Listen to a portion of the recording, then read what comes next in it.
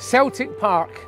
This stadium has seen some great action over the years, but it's changed in size and structure too. Back in the old days, well over 100,000 people would cram in here to see their football team.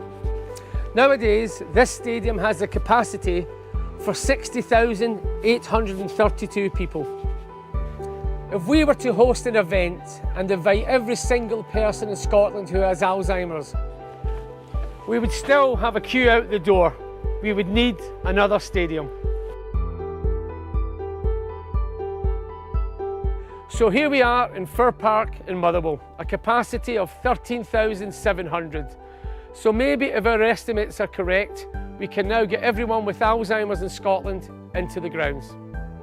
That's about 82,000 people that we know about. But what about the carers and their families?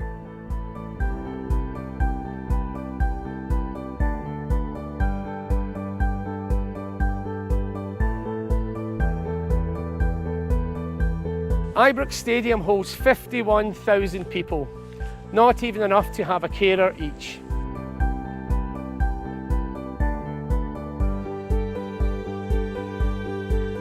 Here we are at Scotland's National Stadium, Hampden Park. It seats 52,000 people, but we still wouldn't have enough space to accommodate all the people affected by Alzheimer's in Scotland today.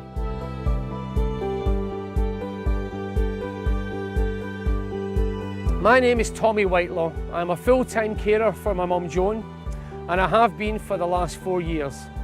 She has dementia. My previous life, just like my mum's, is all but forgotten due to this cruel and all-encompassing condition.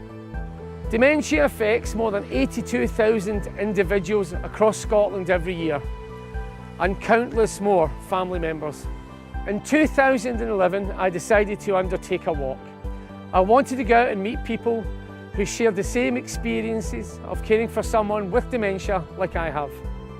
I visited workplaces, football teams, and met with politicians. But most of all, I collected letters and emails from people who are caring just like me. So many people have shared their experiences with me of what life is like living with and caring for someone with dementia. The letters I collected have inspired me, and I hope they will help you understand the massive impact that dementia has across our whole society.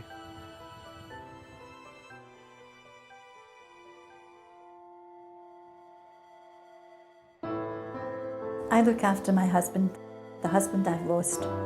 I've done the grieving for him, and I'll never get him back. I've lost the future I was hoping for. It's not really your husband anymore. When I looked at the future ahead of me, I think, just forget it. To get through, you just have to deal with one day at a time. I feel very lonely and isolated with no one to talk to most of the time. Before Ian took dementia about 4 years ago, we used to talk about the things we would do when he retired, but sadly we never got to do anything. I am the mother figure and Ian is the child instead of being husband and wife. It took me a while to realise that I was a carer, as I felt that it was my duty, but I am a carer. I looked after my wife for the last 7.5 years. The worst thing I hated is when I woke up in the morning and my wife asked me who I was. I told her I was her man, and she says, "No, you're my brother, what are you doing in my bed?" "Are we married?" "Yes." I got this every morning, and it was heartbreaking. I had my retirement planned, but when my wife got dementia, my world collapsed around her about me. And finally the doctor told me that my wife had to go into a home, which broke my heart. Being a carer for such a long time had a massive impact on my life. The need for informal carers will not disappear, and most people want to do it when it comes their way. But I believe that the strain on carers is unknown and largely ignored.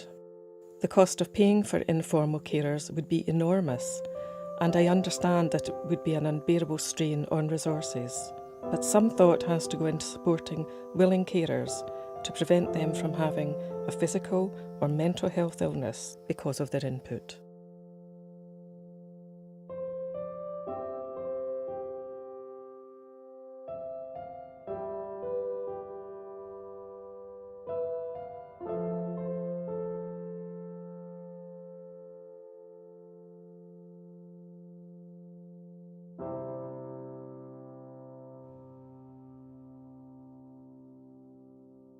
So while I'm here, it's Dementia Awareness Week, and I think I want to say something about dementia.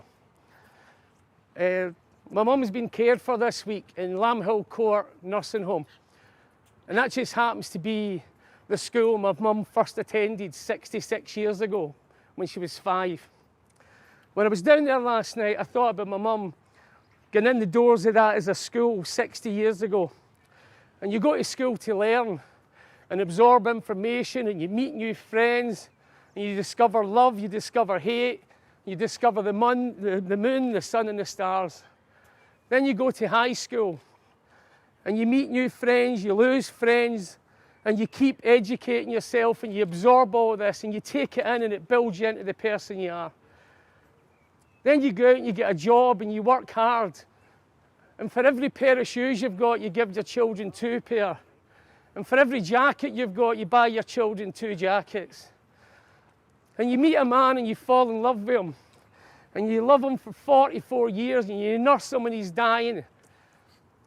And your heart is broken when you lose that man. And then 66 years later, your son takes you back through the same doors of the school that you attended, and you forgot every single bit of that 66 years.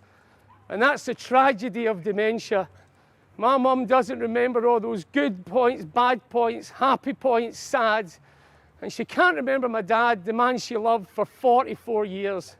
And that's the most heartbreaking thing about this illness. So I just want to say that, and that's my wee mum, the hardest working wee woman I've ever met in my life. But my wee mum's the same as 80,000 other people who are struggling with dementia and people who are caring for them.